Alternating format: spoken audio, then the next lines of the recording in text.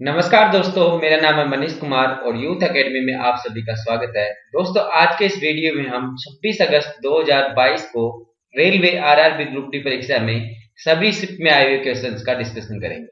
तो पहला प्रश्न हमारे पास है जिसमें दिया है 0.432 का भिन्न रूप क्या होगा और 32 के ऊपर बार है। तो इसका हम सॉल्यूशन करते हैं तो यह आएगा हमारे पास कि पूरी संख्या और उसमें से जिसमें बार नहीं है उसको माइनस कर देते हैं, बटे करते हैं 990, तो यह आ जाएगा 428 बटे 990 और इसको अब 2 से काटते हैं तो यह आ जाएगा 2 दूनी 4, 2 1 2 और 2 चौके 8 और यहाँ पे आ जाएगा 2 चौके 8, 2 नब्बे 18 और 2 पंजे 10, तो 214 बटे 495 जो है इसका आंसर हो जाएगा। यहाँ पे हम जल्दी से देख लेते हैं कि ये कैसे आया। तो इसके लिए हम क्या करते हैं, मान लेते हैं y बराबर हमारे पास है 0.432 3 2 3 2 3 2 और इस तरीके से आगे तक है। अब हम इसको कर देते हैं 10 से गुणा, तो ये हो जाएगा 10y बराबर 4.32 3 2 और 3 2, ये अनंत तक जाएगा। अब इसको फिर से हम गुणा करते हैं इस वाले को, सेकंड समीकरण को 100 से, तो यह आ जाएगा हमारे पास 1000y बराबर 432.3232।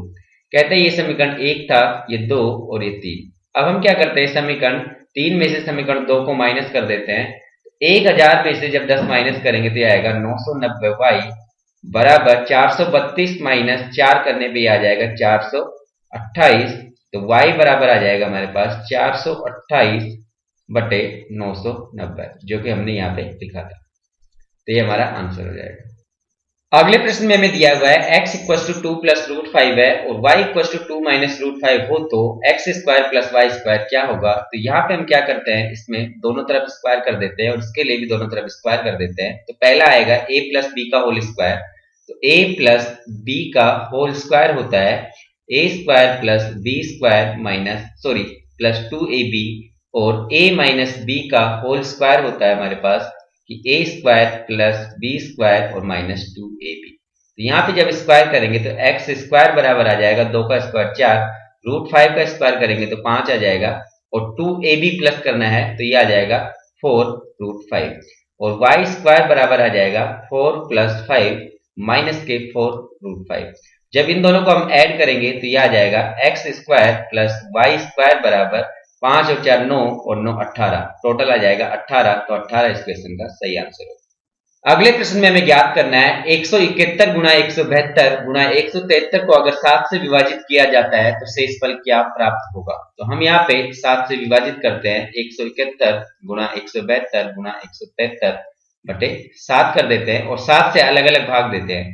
तो हमारे पास यहाँ पे जो रिमाइंडर आएगा वो क्या आएगा, 7 दूनी 14, बचेगा 3 और 1 31 हो जाएगा, 7 चौके 28, 28 और 3 31 होता है। तो यहाँ पे 3 जो है रिमाइंडर आ जाएगा, तो R1 बराबर 3 आ गया, R2 जो आएगा वो 4 आएगा, R3 मतलब कि तीसरा जो शेषफल आएगा वो आ जाएगा 5। तो इस तरीके से हमारे पास आ गया 5 चौके 20 और 20 दिए 60, 60 बटे 7। तो इसको हम लिख सकते हैं 8 7 56 होता है, बचेगा 4, रिमाइंडर जो बचेगा शेषफल वो आ जाएगा 4, 4 इसका सही आंसर। नेक्स्ट प्रश्न में हमें दिया है एक घनाभ की लंबाई 12 सेंटीमीटर है और चौड़ाई जो है लंबाई की 25% है एवं ऊंचाई लंबाई का 50% है, तो उसका कुल पृष्ठीय क्षेत्रफल क्या होगा। तो हम यहाँ पे लिखते हैं कि लंबाई बराबर दिया हुआ है L इक्वल टू 12 सेंटीमीटर और चौड़ाई B इक्वल टू हो जाएगा ब्रेथ जो है वो आ जाएगा 12 का 25%, तो इसका 1/4 कर देंगे क्योंकि 25% का भिन्न रूप 1/4 होता है, तो ये आ जाएगा 3 सेंटीमीटर और ऊंचाई जो है वो 50% है, तो 12 का 50% लगे 1/2 करेंगे तो ये आ जाएगा 6 सेंटीमीटर। अब हम लगाते हैं कि कुल पृष्ठ क्षेत्रफल क्या होगा। तो टोटल सरफेस एरिया ये होता है हमारे पास 2 LB plus BH plus HL, यहां से आ जाएगा 2 LB करेंगे तो 12 तिया 36 आ जाएगा, BH करेंगे 6 तिया 18 आ जाएगा और HL करेंगे तो 12 6 72 हो जाएगा। ओके, यहां से हम ऐड करते हैं तो ये आ जाएगा 2 गुणा 8 और 2 10 और 6 16 हासिल 1 आ जाएगा, 7 और 3 10 और 11 और 1 हासिल का 12, ये आ गया हमारे पास 126 गुणा 2 और 126 गुणा 2 करेंगे आ जाएगा हमारे पास 252 सेंटीमीटर स्क्वायर। तो 252 सेंटीमीटर स्क्वायर घनाभ के लिए कुल पृष्ठीय क्षेत्रफल हो जाएगा, जो कि अगले प्रश्न में दिया हुआ है कि 50,000 रुपए की राशि को 5% ब्याज दर पर 16 साल की उम्र में जमा कराई जाती है, तो 18 साल के पूर्ण होने पर ये प्राप्त धनराशि क्या होगी। तो यहाँ पे क्या हो जाएगा कि 50,000 रुपए जो है ये मूलधन हो जाएगा और रेट जो है ये 5% हो जाएगी, और समय जो होने वाला है 16 साल की उम्र में जमा कराई थी और 18 साल पूर्ण होने पे टोटल जो है 2 वर्ष हो जाएंगे, तो 2 वर्ष समय हो गया। तो यहाँ पे हम क्या करते हैं कि 50,000 के लिए 5% निकालते हैं। 5% हो जाएगा 1/20, तो यहाँ से एक जीरो कट जाएगी और यहाँ से आ जाएगा ये कितना 25, तो ये 2500 रुपए आ जाएगा हमारे पास इसका 50,000 का 5%, तो 2500 रुपए। अब हम निकालते हैं 2500 का फिर से 5%, तो ये 1/20 करते हैं, ये यहाँ पे कट जाएगा और ये आ जाएगा 125, तो 125 आ गया। ओके, तो पहले साल के लिए ये लगेगा, दूसरे साल के लिए ब्याज पे ब्याज ये लगने वाला है, तो कुल जो आएगा हमारे पास वो आ जाएगा, ब्याज की राशि लिख रहा हूं मैं कि 2500 गुणा 2 प्लस 125, ये आ जाएगा 5000 और 125 करेंगे ऐड, तो 5125 रुपए तो ब्याज के हो गए। तो कुल धनराशि जो हो जाएगी वो हो जाएगी 50,000 प्लस 5125, तो ये कुल ऐड करने पे हो जाएगा 55,125 रुपए। 55,125 रुपए इस क्वेश्चन का सही आंसर। अगला प्रश्न हमारे पास है जिसमें दिया है यदि a प्लस बी बराबर 90 डिग्री है एवं कोस b बराबर 1/3 है तो साइन a का मान ज्ञात करना है। जैसा कि यहाँ पे दिया है a और b मिला के 90 डिग्री हो रहे हैं, तो ये हमेशा a होता है कि जब भी दो कोणों का योग 90 डिग्री हो जाता है तो sine a equals to cos b हो जाता है। तो यहां से हम लिख सकते हैं कि कोस b जो है 1/3 है, तो ये साइन a का मान भी 1/3 हो जाएगा, तो 1/3 इस प्रश्न का सही आंसर हो जाएगा। नेक्स्ट प्रश्न में हमें दिया है कि a की आई b से 20% कम है तो b की आई a से कितनी ज्यादा है। तो यहाँ पे हम लिखते हैं, दिया है कि a और b है और a की आई b से 20% कम है और 20% को हम लिखते हैं 1/5। 1/5 है मतलब 5 पे 1 की कमी है। अगर b की आई जो है वो 5 है तो a की आई जो है 5 माइनस 1 करने पे 4 हो जाएगी। अब यहाँ पे पूछा है कि b की आई a से कितनी ज्यादा है, तो b की आई जो है a से 1 ज्यादा है, ये आ जाएगा 1/4, क्योंकि a से तुलना कर रहे हैं तो बटे में लिख दिया है। तो 1/4 जो होता है उसका प्रतिशत रूप होगा वो हो जाएगा 25%, तो 25% ज्यादा हो जाएगी, तो ये हमारा आंसर हो जाएगा।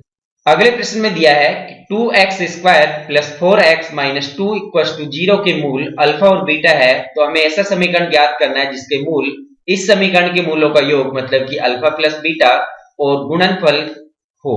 मतलब कि पहला मूल जो है दूसरे समीकरण के लिए अल्फा प्लस बीटा होना चाहिए और दूसरा मूल जो है वो अल्फा इंटू बीटा होना चाहिए। तो पहले हम निकाल लेते हैं यहां से पहले समीकरण जो दिया है उससे कि अल्फा प्लस बीटा क्या होगा। तो अल्फा प्लस बीटा होता है कि माइनस बी अपॉन ए, तो अल्फा प्लस बीटा करेंगे तो ये आ जाएगा हमारे पास माइनस बी अपॉन ए करने पे -4/2, क्योंकि बी जो होता है वो एक्स का गुणांक होता है और ए होता है x² का गुणांक। तो यहां से अल्फा प्लस बीटा का मान जो आया, जो कि दूसरे समीकरण के लिए इसका पहला मूल हो जाएगा, वो हो जाएगा -2, और अल्फा गुणा बीटा करेंगे तो ये आ जाएगा c अपॉन ए होता है, तो -2/2 करने पे ये आ जाएगा -1, तो अल्फा गुणा बीटा ये आ गया -1। अब हम समीकरण लिखते हैं, तो समीकरण हमारे पास होता है कि x² माइनस मूलों का योग गुणा x प्लस मूलों का गुणनफल बराबर 0। तो यहां से लिखते हैं कि x² माइनस मूलों का योग करेंगे तो यहां से हमारे पास योग करने पे आ जाएगा -3, और -3 इसके साथ गुणा होकर +3 हो जाएगा, तो 3x हो जाएगा, और गुणनफल जब हम करेंगे इसका तो 2 आ जाएगा, तो ये आ जाएगा हमारे पास। इन दोनों का गुणनफल करेंगे तो क्योंकि दूसरे समीकरण के लिए मूल जो है वो अल्फा प्लस बीटा और अल्फा बीटा है, तो ये आ जाएगा हमारे पास 2 equal to 0। x² plus 3x plus 2 equal to 0 जो है दूसरा समीकरण होगा, जिसके लिए मूल जो है अल्फा प्लस बीटा और अल्फा इंटू बीटा होंगे, तो ये हमारा आंसर। अगले प्रश्न में दिया है 120 मीटर एवं 140 मीटर लंबाई की दो ट्रेनें विपरीत दिशा में चलते हुए एक दूसरे को 10 सेकंड में पार करती है। यदि उनकी गति समान है तो हमें ज्ञात करना है कि वो गति क्या होगी। तो यहाँ पे हम लिखते हैं कि दोनों विपरीत दिशा में चलते हुए एक दूसरे को पार कर रही है। तो एक ट्रेन ऐसे जा रही है तो दूसरी ट्रेन ऐसे जाएगी। मान लेते हैं ये ट्रेन ए है और ये बी है, तो इसकी गति हम एस मान के चल रहे हैं और इसकी गति भी एस है क्योंकि दिया है कि इनकी गति समान है। तो कुल जो है हमारे पास सापेक्ष चाल जो हो जाएगी वो हो जाएगी 2s। तो सापेक्ष चाल बराबर आ गई है 2s। तो 2s सापेक्ष चाल है। अब हम लगाते हैं कि कुल दूरी बराबर होता है चाल गुना समय। तो कुल दूरी हो जाएगी 120 प्लस 140 करने पे 260। तो 260 मीटर बराबर होना चाहिए चाल गुना समय। चाल है हमारे पास 2s और ये 10 के गुना कर देंगे, यहां से ये कट जाएगा 0 और इससे काटेंगे तो ये 13 बार ही कट जाएगा। तो s का मान जो कि प्रत्येक ट्रेन की जो चाल है वो आ जाएगा 13 मीटर प्रति सेकेंड। 13 मीटर प्रति सेकेंड इसका आंसर है। अगले प्रश्न में हमें दिया हुआ है कि a square plus B square equal to 50 है और a into B equal to 7 है। तो हमें ज्ञात करना है a minus B upon a plus B का मान क्या होगा। तो यहां से जैसा कि दिया हुआ है ए बी बराबर 7 है, तो यहां से हम मान सकते हैं कि a बराबर 7 है और b बराबर 1 है, क्योंकि 7 के जब टुकड़े करेंगे तो हमारे पास 7 गुना 1 ही आएगा। तो यहां से आ गया a बराबर 7 और b बराबर 1 और जब इनका स्क्वायर करके ऐड करेंगे तो ये 50 भी आ रहा है। ठीक है, तो यहाँ पे ये मान रख देते हैं। तो 7 माइनस 1 अपॉन 7 प्लस 1 आ जाएगा, तो 6/8 आएगा और सिंप्लीफाई करते हैं तो 2 से काट देंगे, 2 तिया 6 और 2 चौके 8, तो 3/4 जो है इस क्वेश्चन का आंसर हो जाएगा। अगले प्रश्न में हमें दिया है कोसेक 2a बराबर सेक a माइनस 15 डिग्री हो तो a का मान क्या होगा। हम जानते हैं कि cosec theta 1 equal to sec theta 2 होता है, जबकि थीटा 1 प्लस थीटा 2 मिलके 90 डिग्री हो जाता है। तो इन दोनों कोणों का योग अगर 90 डिग्री हो जाता है तो ये संतुष्ट हो जाएगा। तो हम लिखते हैं कि 2a plus a minus 15 degree हमने दोनों को जोड़ दिया है, बराबर आना चाहिए 90 डिग्री के। तो 3a बराबर आ जाएगा 105 डिग्री। तो a का मान आ जाएगा 105/3 करने पे 35 से 105 होता है, तो 35 डिग्री इस क्वेश्चन का सही आंसर। अगले प्रश्न में हमें दिया हुआ है 1 से 150 के बीच कितनी संख्याएं हैं जो 3 और 4 दोनों से विभाज्य है। तो 3 और 4 दोनों से विभाज्य होने के लिए वो संख्या जो है वो हो जाएगी 12 से विभाज्य होनी चाहिए। तो हम यहाँ पे लिखते हैं कि एलसीएम ऑफ 3 and 4, तो ये आ जाएगा हमारे पास 12। तो 12 से विभाज्य संख्या ज्ञात करनी है हमें। तो 12 से विभाज्य संख्या पहली संख्या 12 हो जाएगी, उससे दूसरी संख्या 24 हो जाएगी, तो इस तरीके से 36 और जो लास्ट वाली संख्या आएगी वो आ जाएगी 144। ठीक है, अब हम ज्ञात करते हैं कि ये कुल कितनी संख्याएं हैं। तो n बराबर होता है last number minus first number upon उनके बीच का डिफरेंस प्लस 1। तो लास्ट नंबर हमारे पास 144 है, उसमें से फर्स्ट नंबर 12 माइनस कर देते हैं और इनके बीच का जो अंतर है वो 12 का है, तो 12 लिख देते हैं प्लस 1। ओके, तो यहाँ पे हमारे पास ये आ जाएगा 132/12 प्लस 1। 12 से भाग देंगे तो ये जो जाएगा 12 एकम 12 और 12 एकम 12, 11 बार जाएगा। तो टोटल जो संख्या आ जाएगी वो हमारे पास 12 आ जाएगी। तो 12 इस क्वेश्चन का सही आंसर। नेक्स्ट प्रश्न में दिया है कि घनाभ की लंबाई 12 सेंटीमीटर, चौड़ाई 8 सेंटीमीटर और ऊंचाई 16 सेंटीमीटर है, तो कुल पृष्ठीय क्षेत्रफल क्या होगा।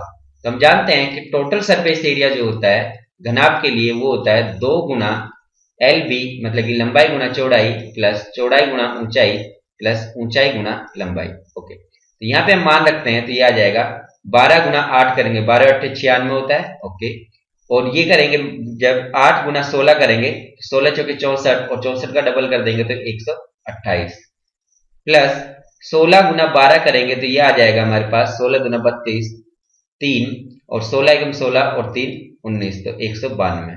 यहां से हम मल्टीप्लाई इनको ऐड कर लेते हैं, तो ये आ जाएगा 8 और 2 10 और 6 16 हासिल 1, 9 और 1 10 और 2 12, 12 और 9 1 21 हो जाएगा, 21 का 1 हासिल 2 और 2 और 1 3 और 1 4, 416।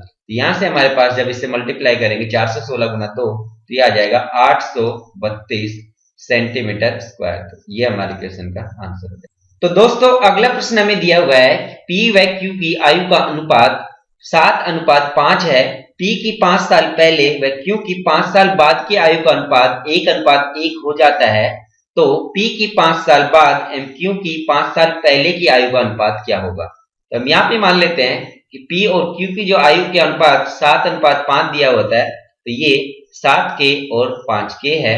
तो अकॉर्डिंग टू क्वेश्चन क्या है कि इसमें से हम जो है 5 माइनस कर देंगे, तो 7K - 5 ये बराबर हो जाना चाहिए 5K + 5, क्योंकि ये जो दिया हुआ है इसकी बाद की है और इसकी पहले की है, और अनुपात 1:1 हो जाता है, मतलब बराबर हो जाती है। तो यहाँ से 2k बराबर 10 आ जाएगा। तो k का मान यहाँ पे आ गया हमारे पास, k का मान आ गया है 5। तो k का मान 5 आ गया है, तो p की जो आयु हो जाएगी वो हो जाएगी 5 7 35, तो 35 साल इसकी हो जाएगी और 5 5 25 इसकी हो जाएगी। तो यहाँ से दिया हुआ है कि p की 5 साल बाद, मतलब कि ये 5 ऐड करने पे ये तो हो जाएगी 40, और क्योंकि 5 साल पहले तो इसमें से -5 कर देते हैं तो ये हो जाएगी 20। तो इनकी आयु का अनुपात निकालेंगे तो ये आ जाएगा 40:20 करने पे 2:1। तो 2:1 इसका आंसर हो जाएगा सही। अगले प्रश्न में हमें दिया हुआ है किसी वस्तु का अंकित मूल्य 10,000 रुपए है और उसे वस्तु को बेचा जो जाता है वो 2397 रुपए में बेचा जाता है और उस पर 2 छूट दी जाती है, जिसमें से पहली छूट का मान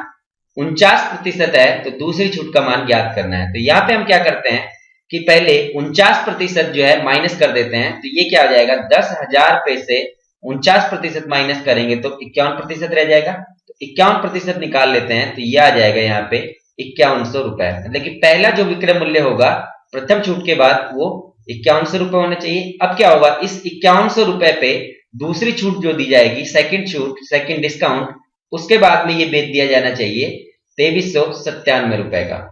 यहाँ पे जब हम इनका अंतर निकालेंगे तो छूट की जो राशि आएगी वो आएगी 5100 में से 2397 माइनस करने पे ये आ जाएगी 2703 रुपए। तो 2703 रुपए छूट आ गई है, वो दी गई है 5100 रुपए पे। तो हम लिखते हैं कि छूट का प्रतिशत कितना होगा, ये आ जाएगा 2703 बटे 5100 गुणा हम कर देते हैं इसको 100 से, तो ये 0000 कट जाएगा। अब 17 से काटते हैं, 17 ये 51 और 17 एकम 17, ये आ जाएगा 17 5 85 और बचेगा हमारे पास 15 और 17 9 153, तो ये आ गया 9। 9 और 1 10 से 5 15 हो रहा है, तो 3 से हम काट सकते हैं। तो 3 से काटेंगे, 3 5 15 और 3 3 9, तो ये आ जाएगा सेकंड जो छूट होगी वो हो जाएगी 53%। तो 53% जो है इसके लिए सेकंड छूट है, जो कि आंसर होगा। अगले प्रश्न में हमें दिया हुआ है 4 संख्याओं का अनुपात A अनुपात B अनुपात C अनुपात D जो है वो 5 अनुपात 7 अनुपात 9 अनुपात 6 है और B व C का अंतर अगर 800 है तो हमें D का मान ज्ञात करना है। तो यहाँ पे दिख रहा है हमें B और C के बीच का जो अंतर है वो 2 का है, मतलब कि 2 इकाई का मान हमें दिया हुआ है 800। 2 इकाई का मान 800 है तो 1 इकाई का मान हो जाएगा 400 और 1 इकाई का मान 400 आ गया। तो अब D का मान निकालते हैं। D के लिए दिया हुआ है 6 इकाई के बराबर है, तो 6 इकाई जो आ जाएगा वो आ जाएगा 400 गुना 6 करने पे 6 चौके 24, तो 2400 जो है D का मान हो जाएगा, जो कि आंसर होगा। अगला प्रश्न में दिया हुआ है कि x माइनस 1 बटे x बराबर 8 है तो x क्यूब माइनस 1 बटे x क्यूब का मान क्या होगा। तो यहाँ पे सीधा फॉर्मूला होता है कि x माइनस 1 बटे x बराबर k है, तो x क्यूब माइनस 1 बटे x क्यूब बराबर हो जाता है k क्यूब प्लस 3k। तो k क्यूब मतलब कि 8 का क्यूब करेंगे तो आ जाएगा 512 प्लस 3 इंटू k करेंगे तो 8 से गुणा करने पे आ जाएगा 512 प्लस टोटल आ जाएगा 24, 8 या 24, और जब इसको ऐड करेंगे तो ये आ जाएगा 536। तो 536 जो है 536 इस क्वेश्चन का आंसर हो जाएगा। तो दोस्तों उम्मीद है कि ये सॉल्यूशन आपको पसंद आया होगा। अगर पसंद आया है तो अपने दोस्तों के साथ ज्यादा से ज्यादा शेयर करें और चैनल को सब्सक्राइब करना ना भूलें। और इस वीडियो का सेकंड पार्ट भी आएगा, क्योंकि जो सभी शिफ्ट के क्वेश्चंस थे उनको एक वीडियो में नहीं बनाया जा सका, तो इसका सेकंड पार्ट आएगा। Thank you.